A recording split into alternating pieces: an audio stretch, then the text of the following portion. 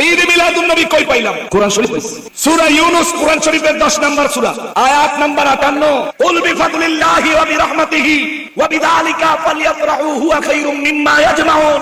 ইয়া রাসূলুল্লাহ, বিশ্ববাসীকে বলেন, যেদিন আমার কোরআন নাজিল হয়েছে, যেদিন আপনি নবীর আগমন হয়েছে, ওই দিনটা তারা যেন ফালইফরাহু, আনন্দের সাথে উদযাপন করে।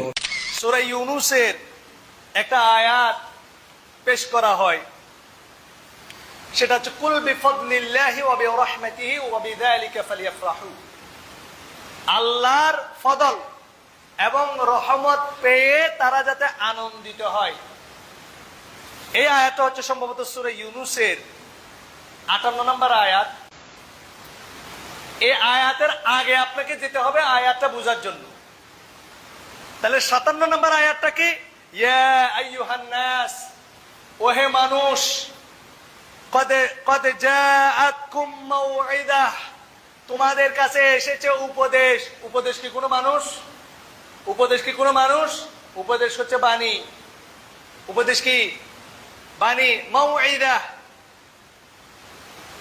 এরপরে মির রব্বিকুম, আল্লাহর পক্ষ থেকে তোমাদের জন্য কিছু মাউইদা, ওয়াজ এসেছে, উপদেশ এসেছে।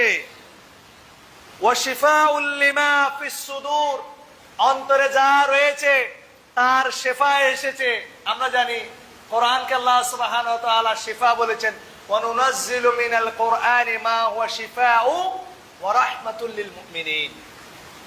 কোরআন আল্লাহ নাজিল করেছেন মুমিনের জন্য শিফা এবং রহমত। ঠিক এই আয়াতের মধ্যে এই জিনিসটাই ব্যাখ্যা করা হয়েছে। তো আল্লাহর পক্ষ থেকে এসেছে মাউইদা, উপদেশ। কোরআন আল্লাহর পক্ষ থেকে এসেছে ওয়া শিফাউল লিমা ফিস সুদূর, অন্তরে যেটা আছে তোমাদের রোগ, সে রোগের শিফা। ওয়া হুদাও ওয়া রাহমাতুল লিল মুমিনিন, হেদায়েত এবং মুমিনদের জন্য রহমত। বলেন সুবহানাল্লাহ।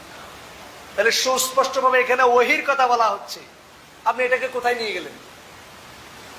এরপরে কোরআনের আয়াত হচ্ছে কুল বিফাদলিল্লাহি ওয়া বিরহমাতি ফাবিযালিকা ফালইফরাহু, বলো আল্লাহর অনুগ্রহ এবং রহমত পেয়ে তারা যেন খুশি হয়। তাহলে আল্লাহ কোরআন নাজিল করেছেন মানব জাতির হেদায়েতের জন্য। নারাজ কে হাত তুলেন? তা আমরা তো সবাই খুশি। আল্লাহ রাসূল সাল্লাল্লাহু আলাইহি সাল্লাম দুনিয়াতে রহমত নিয়ে এসেছেন, আমরা খুশি।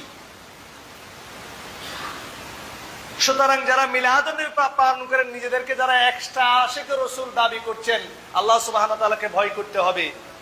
কোরআন হাদিসের বিকৃত আয়াত দিয়ে আপনি মিলাদুন নবীর প্রচলিত যে মিলাদুন নবী প্রমাণ করতেছেন, লা আসলালাহ, এটার কোনো ভিত্তি নাই। কোন সাহাবা একরাম রাসূলুল্লাহ সাল্লাল্লাহু আলাইহি ওয়াসাল্লাম এতগুলো আয়াত দিয়ে কখনো প্রচলিত মিলাদুন নবী বুঝেননি।